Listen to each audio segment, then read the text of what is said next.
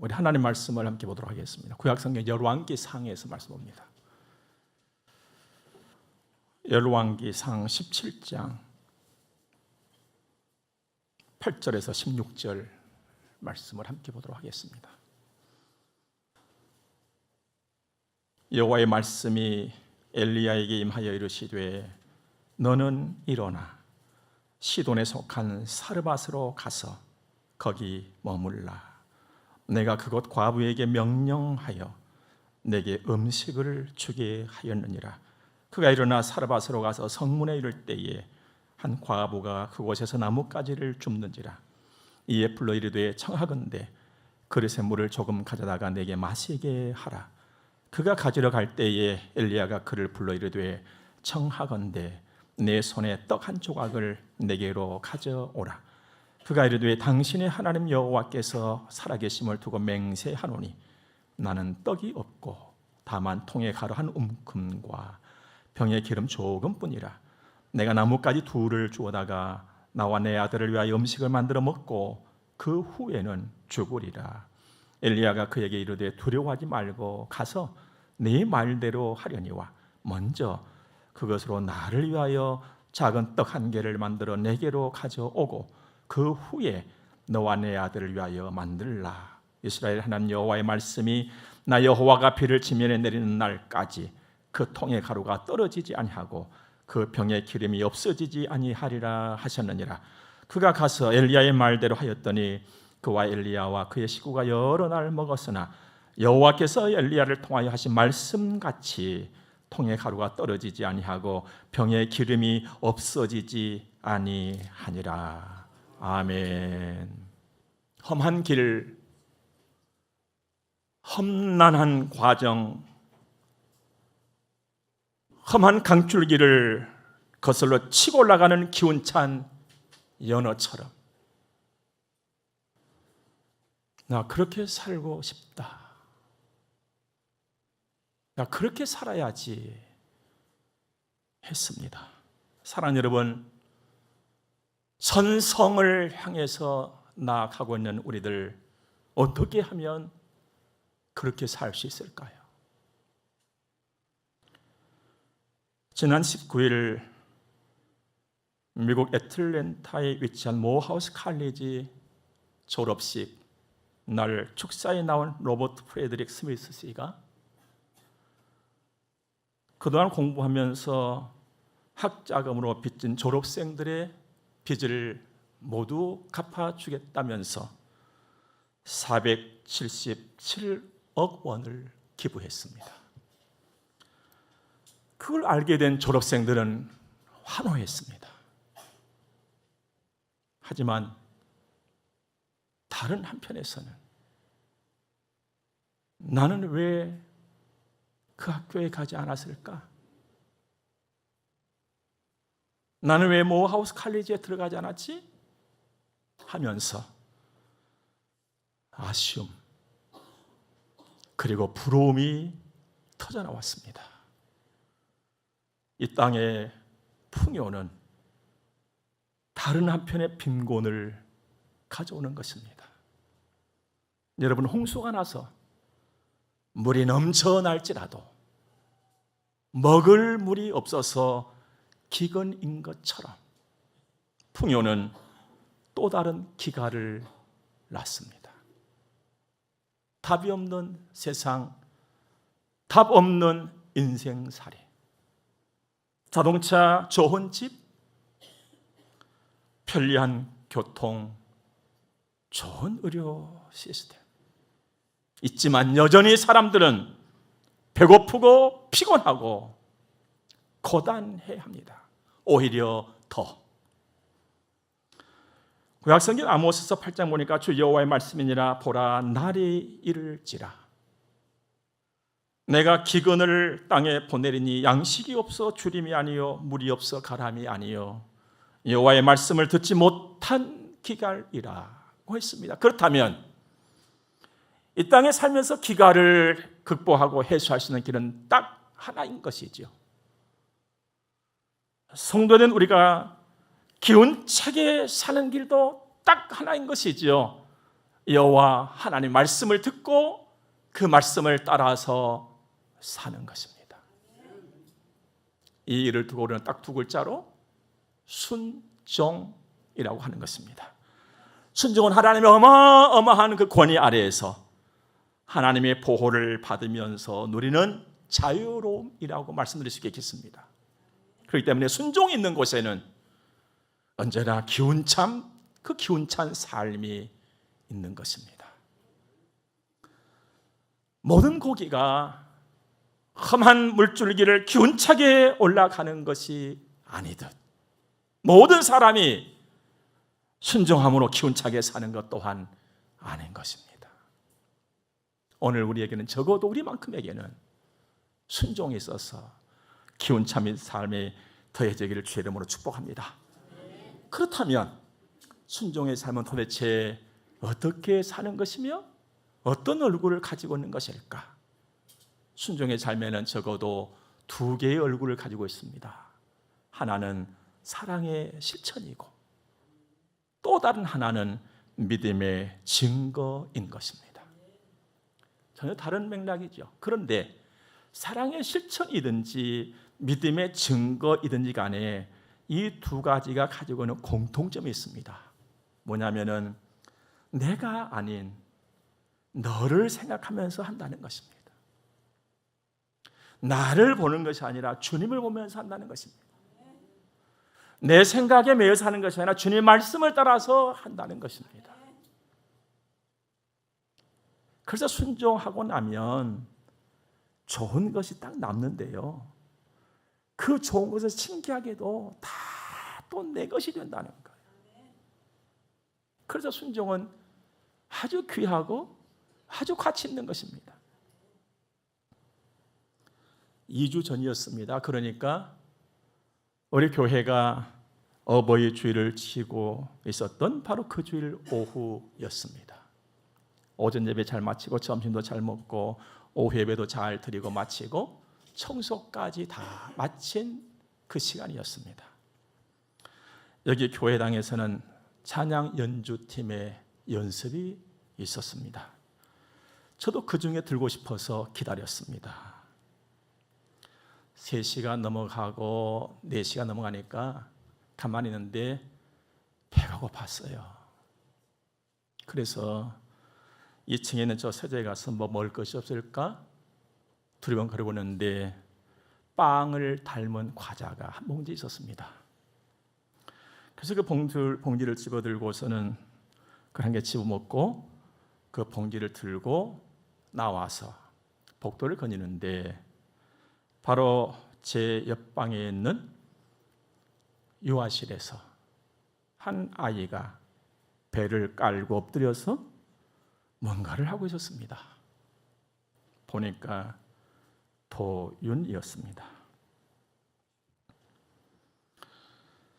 문을 열고 들어가서 그의 이름을 부르면서 너 이거 먹을래? 했더니 그 봉투에 무엇이 들어있는지도 모른 채 얼굴이 밝아졌습니다.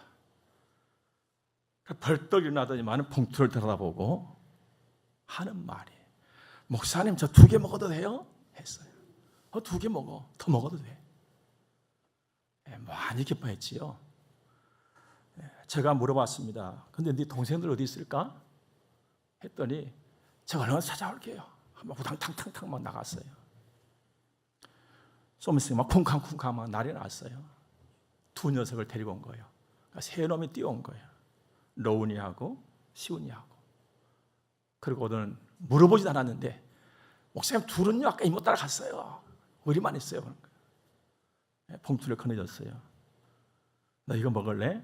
해대 보자마자 아주 그냥 웃음 가득한 얼굴로 똑같이 목사님 2개 먹어도 돼요.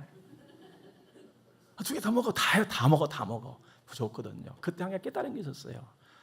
이 아이들은 2개가 많은 것을 생각하는구나. 나도 2개로 만족하는 어른이라면 얼마나 좋을까 하는 생각을 하면서 그 아이들에게 그것을 건네 주었습니다. 그리고 나서 이제 찬양 팀들 연습이 얼마나 진행됐을까 궁금해. 다시 2층에 올라와 가지고 이 가운데 줄 의자 저 뒤편에 앉아 있는데 예전과 다르게 한 아이 로운이가 저 의자를 맴돌기 시작했어요.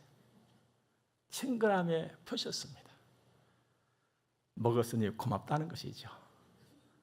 감사의 표현을 그렇게 나타냈어요. 뱅글뱅글 돌면서. 나는 가만히 앉아서 이제 앞만 보고 있는데, 그러더니 잠시 후에 저 옆에 와서 딱 앉은 거예요. 근데 인형을 한 개 가지고 왔어요. 그래서 로운아, 얘 이름이 뭐야? 피카츄요. 아, 너 피카츄를 좋아하는구나 하면서 이야기를 나누다가 제 1막이 마쳤습니다. 잠시 후에 제 2막이 시작되는데, 이제 연습은 계속 되어지고 내 차례는 영 얼른 안 올 것 같고, 그래서 내려가서 이 뒤편에 있는 주차장에 주차해 놓은 제 차에 먼지를 털고 있었어요. 털고 있는데 왁자지껄한 아이들 소리가 나는 거예요. 근데 벌써 이 녀석들 뛰어내려가지고 뒤에 길 있잖아요. 막 뛰어다니면서 차에 먼지를 털고 있는 저하고 눈이 딱 맞춘 것이죠. 목사님 하는 거예요. 먹고 나니까 기운 찼던 것이죠. 아주 경쾌하게 저를 불렀어요. 목사님 차 닦으세요. 차 닦고 있어. 먼지가 많이 꼈네. 그런데 막 그냥 뛰어내려오는 거예요. 그리고 하는 말이, 목사님이 직접 닦아요? 내가 닦아야 내 차니까. 그랬거든요. 저는 주님의 말씀을 따라서 작은 사랑의 실천 한 것밖에는 없는데, 말씀드리자면 그 아이를 보고 그 아이를 생각하고 그 아이를 사랑하는 마음으로 빵같이 생긴 과자 몇 개를 나눠 먹은 것뿐인데 돌아온 것은 엄청난 기쁨이었어요. 큰 만족이었어요. 만일 내 배가 고프다고 그 봉지 들고 나 혼자 먹으면서 지나갔더라면 그 기쁨이 있었겠어요? 그 만족이 있었겠냐 이 말이에요. 순종, 사랑의 실천이에요. 그것에는 기쁨이 있어요. 기쁨만 있습니까? 사이가 좋아져요. 그 아이들의 눈빛 속에 나 목사님하고 친해요 하는 게 막 넘쳐 나오는 거예요. 뿐만 아니라 최고의 소통이었어요. 순종, 사랑의 실천, 기쁨, 좋아짐, 최고의 소통, 그 좋은 것들이 결국 다 내 것이 되더라 이 말이에요. 우리는 그리스도인이에요. 예수의 사람들이에요. 좀 더 다르게 표현하면 작은 예수의 삶이에요. 이 땅에 사는 동안 행복하게, 여러분과 제가 가는 인생 길은 일생으로 끝이 나는 것입니다. 한 번 왔으니 한 번 가는 거예요. 어떤 메아리를 남기고 어떤 흔적을 남기고 나는 떠나는 거예요. 이런 인생인데 행복하게 우리 기운차게 살아야 되지 않겠어요? 주님이 내 가슴에 심겨진 뜻을 따라서 그 목적을 향해서 말입니다. 그렇게 사는 길은 딱 하나, 하나님의 말씀을 따라서 사는 것입니다. 내 생각에, 내 계산에, 내 경험에, 내 방식에 맞다 안 맞다 하면서 시간을 허비하는 일이 없기를 바랍니다. 하나님만큼 전능하시고 하나님만큼 정확하신 분과 정확한 일은 이 땅에 아무것도 없습니다. 그러므로 어떤 상황에서도 어떤 일에서도 순종, 하나님의 말씀을 따르면 결국 좋음이요, 그리고 기운참이에요. 첫 번째로 순종은 사랑의 실천인 걸 제가 말씀을 드렸습니다. 다음으로는 사랑은 믿음의 증거입니다. 오늘 말씀 보면 엘리야와 사르밧 마을에 살던 과부의 만남으로 진행되어지고 있는 하나님의 일인데요, 어떻게 보면 정말 그저 어설퍼 보입니다. 오늘 성경을 보면서 또 우리 살아온 지난 날들을 돌아보면서 하나님께서 하신 일을 보면은요, 참 희한하다. 그런 생각 들 수밖에 없고, 또 나도 모르게 그런 말이 그냥 나옵니다. 자존 희한하네 이게. 어떻게 보면 아무것도 아닌 것 같고, 어떻게 보면 정말 바보스럽고, 어떻게 보면 정말 미련하게 보이는 그 일인데, 하나님은 이것저것 버티시더만 결국 선을 꼭 이뤄내시더라는 거예요. 그럼 오늘 말씀을 보면 정말 어처구니 없는 그런 상황들이 전개가 되고 있거든요. 말씀은 이렇습니다. 어느 하나님께서 어느 날 엘리야를 부르시더니만은 그리시라고 하는 시냇가에 머물게 하시고 까마귀를 동원하여서 아침과 저녁에 도시락을 배달을 하십니다. 하나님은 그렇게 엘리야에게 당신을 밝히신 거예요.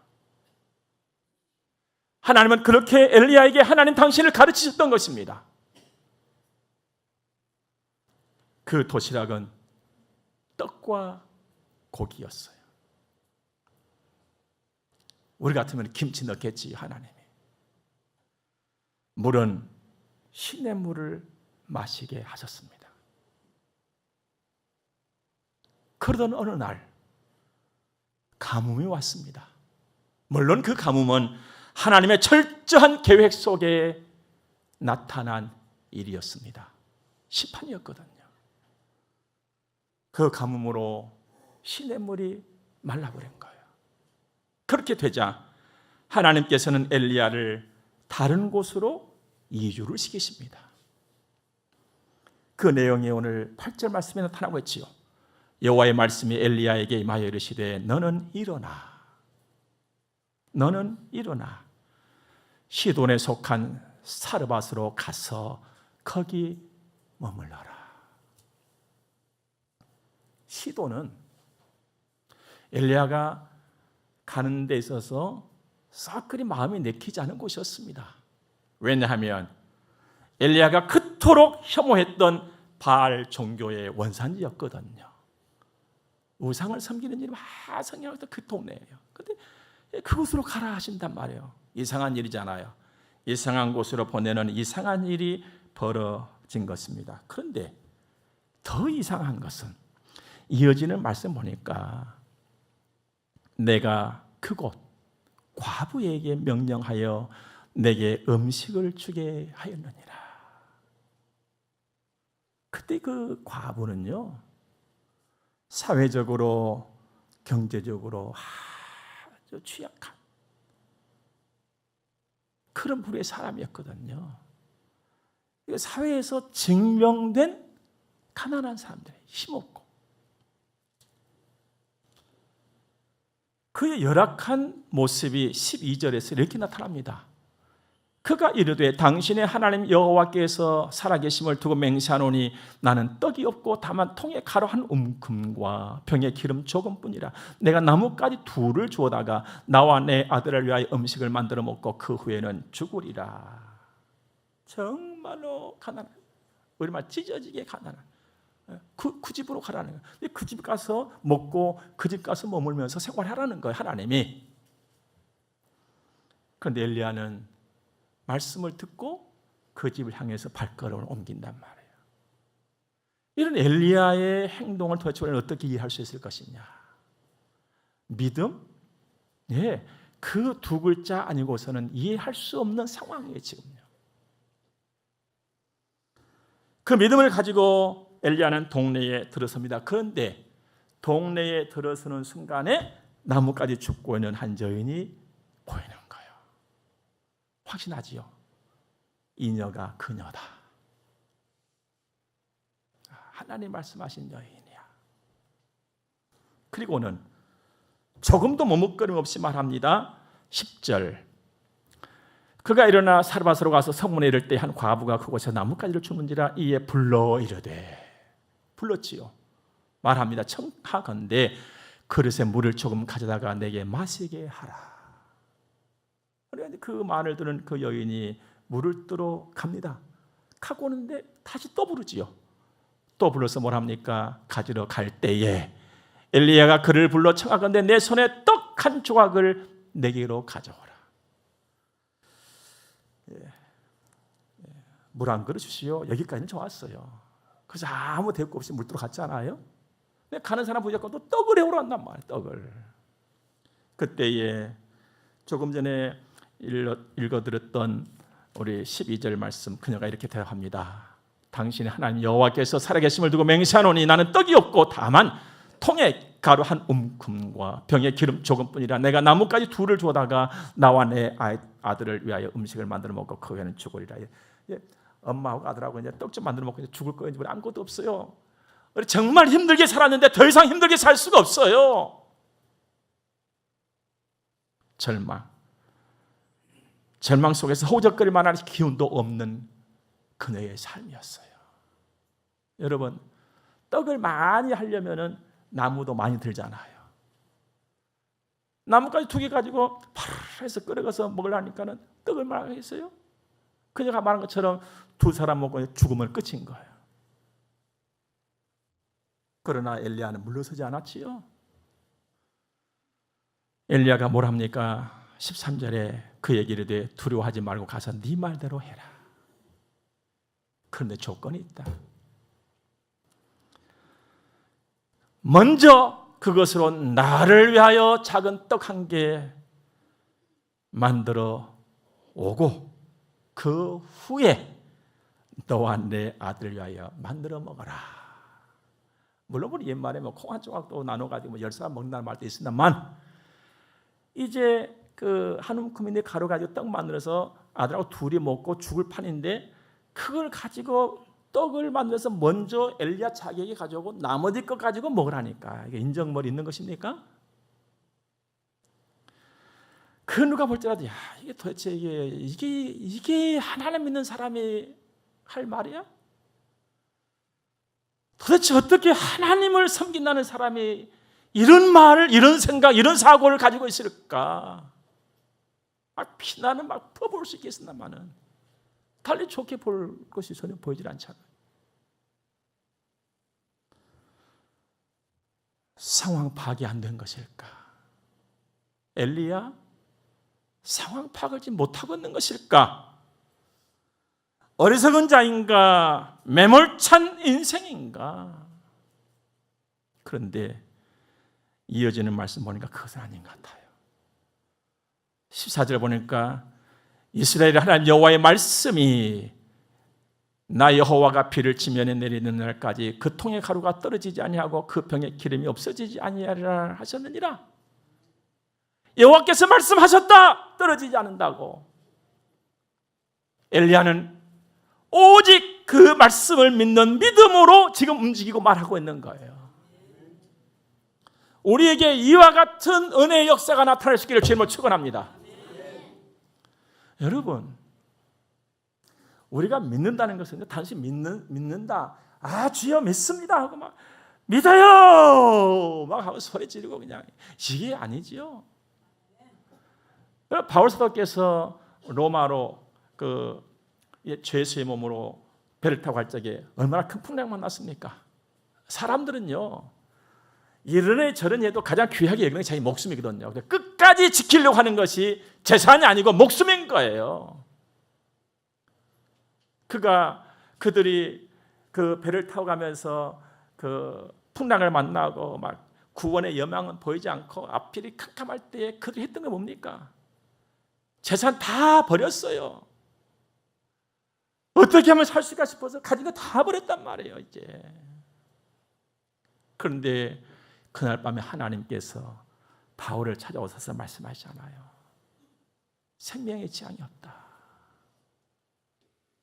그 말씀을 듣고 나서 나리를 박자 바울이 그 많은 사람들에게 얘기하잖아요. 하나님께서 말씀하셨다. 나는 하나님께서 말씀하신 대로 이루어질 줄을 믿는다. 안심하라 했잖아요. 이게 믿음이고 여기서 나온 것이 순종이에요. 그럼 우리는 어떻게 반응합니까? 여호와께서 말씀하셨다 된다 해도 우리는 아니요 하잖아요. 그래서 순종이 안 되는 거예요. 그래서 하나님의 위대한 역사를 못 보고 사는 거예요. 하나님께서 답을 다 가르쳐 주시지만은 내가 그것을 거부하고 거절한단 말이에요. 그러면서 답을 찾아서 헤매고 있잖아요.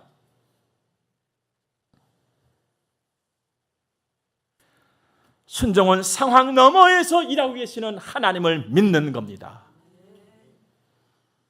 그리고 그분이 하신 그 말씀을 따라서 말씀하신 그대로 될 줄을 믿고 가는 것이지요.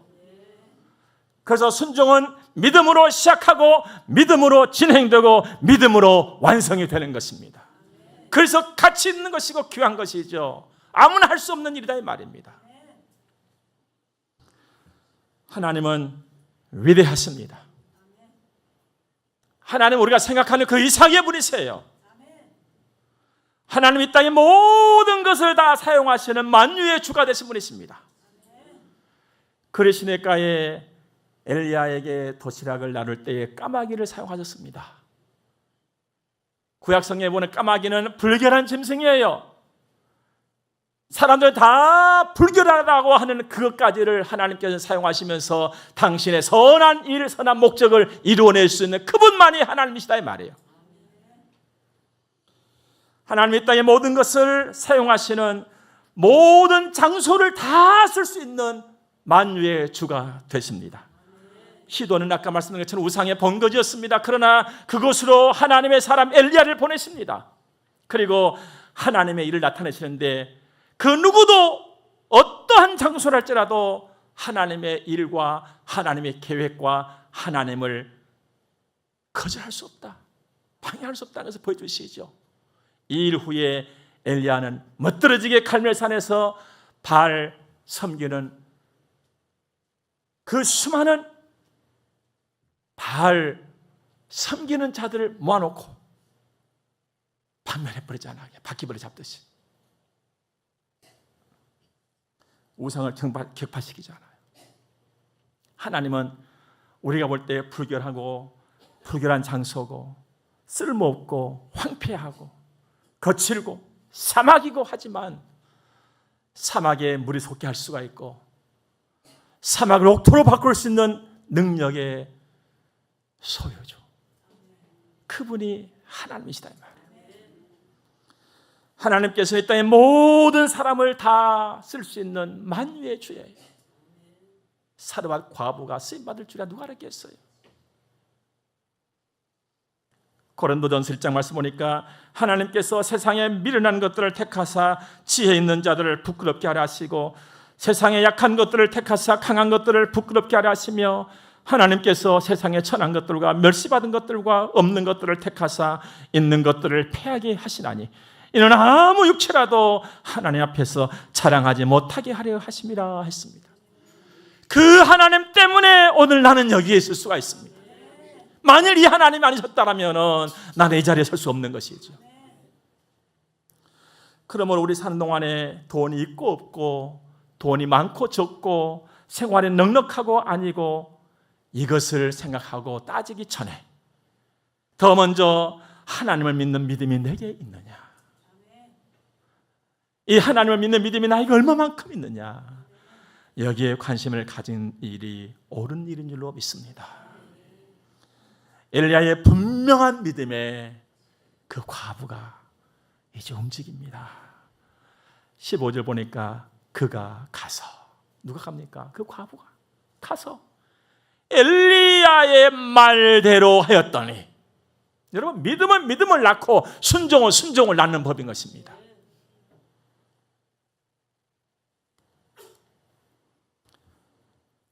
엘리야의 말대로 하였더니 그 결국이 어떻게 됐습니까? 그와 엘리야와 그의 식구가 여러 날 먹었으나 여호와께서 엘리야를 통하여 하신 말씀같이 통의 가루가 떨어지지 아니하고 병의 기름이 없어지지 아니하니라. 큰 기쁨이었지요. 큰 만족이었습니다. 무시무시한 일이 벌어지고 말았습니다. 그런데 그보다 더 어마어마한 일이 벌어졌습니다. 여러분, 먹고 마시는 것은요, 돌아서면 또 목마르고 돌아서면 또 배고픈 것입니다. 그런데 우리는 그것만을 구하면서 살고 있잖아요. 하나님께서는 이 사건을 통해서 그 이상의 일을 이루어내셨습니다. 그게 뭘까요? 제가 읽어드리진 않았습니다만 이어지는 말씀 쭉 가서 24절 보세요. 여인이 엘리야에게 이르되 내가 이제야 당신은 하나님의 사람이요 당신의 입에 있는 여호와의 말씀이 진실한 줄 아노라는 위대한 믿음을 고백하게 되는 것입니다. 하나님을 만나버렸어요, 그녀가. 사랑하는 여러분, 하나님께서 훈련된 엘리야를 사르밧 과부의 집에 보내실 적에 하나님은 먼저 사르밧에 가서 그 과부를 부자 되게 하지 아니하셨습니다. 뿐만 아니라 하나님께서 엘리야를 사르밧 과부의 집에 보내실 적에 엘리야의 양손에 은과 금을 들려서 보내지 아니하셨어요. 만일에 하나님께서 그렇게 하셨다면 얼마나 크게 화로했겠습니까? 과연 하나님은 살아계시구나. 하나님은 이렇게 우리를 사랑하신다고 환호했겠지요. 얼마나 기뻐했겠습니까? 여러분과 제가 평소에 구하는 것이 그런 일 아니겠어요? 만일 하나님이 살아계시다면 내 손에 은과 금을 들려서 가게 하시옵소서. 내가 가기 전에 먼저 하나님께서 가셔서 그 과부의 집에 편안한 집 안락한 환경이 되도록 꾸며 주시옵소서. 이게 우리가 바라는 것들이잖아요. 그러나 하나님은 그렇게 하지 않으셨어요. 하나님의 생각은 달랐어요. 하나님께서는 이 상황과 이 사건을 통해서 하나님이 어떤 분인가를 나타내시기를 원하셨던 것입니다.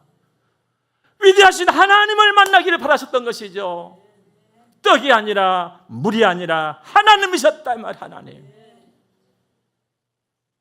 엘리야가 만난 하나님을 그 과부가 만나기를 원했던 것이죠. 오늘 하나님께서는 엘리야가 만난 하나님, 그 과부가 만난 하나님을 내가 만나기를 원하고 계시는 것입니다. 그 하나님을 만나면 되기 때문에. 하나님을 알고 하나님을 만나야 하나님을 따르게 되는 것입니다. 그래야 기쁨도 만족도 볼 수가 있는 것이죠. 그러므로 우리는 어떤 상황에서도 하나님의 지혜, 하나님의 선하심을 믿는 믿음으로 충만해야 할 줄로 믿습니다.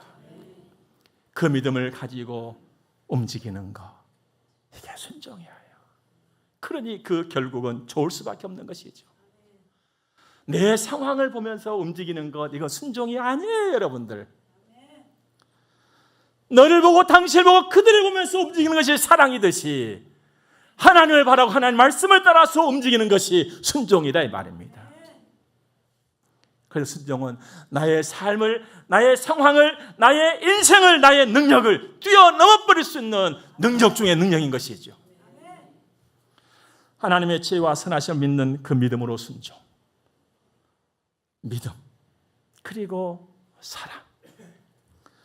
순종은 최고의 일입니다. 여러분과 저의 삶의 기운찬 인생, 여러보다도 더 기운찬 인생, 인생의 보장, 순종에 있습니다. 우리 나의 삶에, 나의 능력에, 나의 현실에, 나의 상황에 주저앉아서 허우적거림이 아니라 뛰어넘을 수 있는 은혜가 임하기를 주님으로 축원합니다. 기도하겠습니다.